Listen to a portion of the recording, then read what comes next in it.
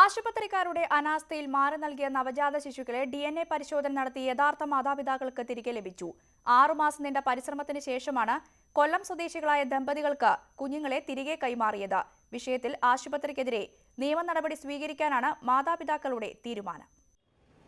6 മാസം മുൻപാണ് കൊല്ലം മെഡിസിറ്റി ആശുപത്രിയിൽ അനീഷിന്റെ ഭാര്യ റംസിയുടെയും നൌഷാദിന്റെ ഭാര്യ ജസീറയുടെയും പ്രസവം നടന്നത്. 2 ആൺകുഞ്ഞുങ്ങളായിരുന്നു ഇരുവർക്കും. കുഞ്ഞിനെ കയ്യിൽ വാങ്ങിയപ്പോൾ തന്നെ പുതച്ചിരുന്ന ടവൽ മാറിയതിനാൽ വീട്ടുകാർ സംശയം പ്രകടിപ്പിച്ചിരുന്നു. എന്നാൽ ഡോക്ടർമാർ ഉൾപ്പെടെയുള്ളവർ ഭീഷണിപ്പെടുത്തി പറഞ്ഞുവിടുകയായിരുന്നു. 3 മാസം മുൻപ് നടത്തിയ പരിശോധനയിൽ ആശുപത്രി വിട്ടപ്പോൾ രേഖപ്പെടുത്തിയ ബ്ലഡ് ഗ്രൂപ്പ് അല്ല കുട്ടികളുടേതെന്ന് കണ്ടെത്തി. ഇതേ തുടർന്നാണ് കുടുംബങ്ങൾ ശിശുക്ഷേമ സമിതിക്ക് പരാതി നൽകിയത്. ദമ്പതികളുടെയും ആൺകുഞ്ഞുങ്ങളുടെയും DNA സാമ്പിൾ പരിശോധന നടത്തിയതോടെ കുഞ്ഞുങ്ങൾ മാറിയതാണെന്ന് സ്ഥിരീകരിച്ചു. ഇതോടെ കുഞ്ഞുങ്ങളെ ഇരു കുടുംബങ്ങളും കൈമാറി. ഡോക്ടർമാർത്തായാലും സൂപ്രണ്ടിന്റെ അടുത്തായാലും എല്ലാവരുടെ നമ്മൾ ഈ കാര്യം അവരുടെ അടുത്ത് അവതരിപ്പിക്കുകയും എല്ലാം ചെയ്തതാണ്. എന്നിട്ട് അവരൊന്നും ഇതിന് അംഗീകരിക്കാനോ ഇതൊരു അന്വേഷിക്കാനോ അവർ തയ്യാറായില്ല. ഒന്നും അന്വേഷിച്ചിട്ടില്ല. എല്ലാവരുടെ അടുത്തും പറയെടുക്കുകയും ചെയ്ത് അത് കഴിഞ്ഞിട്ട് നമ്മൾ ഡിസ്ചാർജ് ആയി പോയി ഒരുപാട് പ്രാവശ്യങ്ങളിൽ അവരുടെ അടുത്ത് ഇതിനെപ്പറ്റി സംസാരിച്ചപ്പോഴെല്ലാം അവർ പറയുന്നത് ഇങ്ങനെ ഒരു പിഴവ് ഞങ്ങളുടെ ഭാഗത്തു നിന്ന് ഉണ്ടായിട്ടില്ല എന്നാണ് പറയുന്നത്.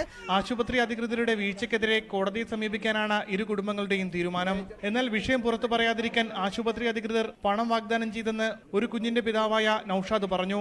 പൈസ തരാമെന്ന് പറഞ്ഞു, 2 ലക്ഷം രൂപ തരാമെന്ന് പറഞ്ഞു. മെഡിസിറ്റിക്കാർ എന്നെ വിളിച്ചു വരുത്തിയതാണ്. കുട്ടി കൈമാറി എന്ത് ചെയ്യാൻ തയ്യാറാണെന്ന് പറഞ്ഞ് വന്നാൽ എൻ്റെ ചെലവിലാണ് ഗൾഫിൽ നിന്ന് ഇവിടെ വരുന്നത്.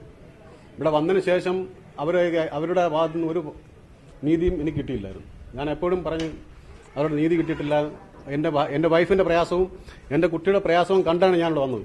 അതേസമയം ആശുപത്രി മാനേജ്മെന്റ് വിഷയത്തിൽ പ്രതികരിക്കാൻ തയ്യാറായില്ല. ന്യൂസ് 18 കൊല്ലം.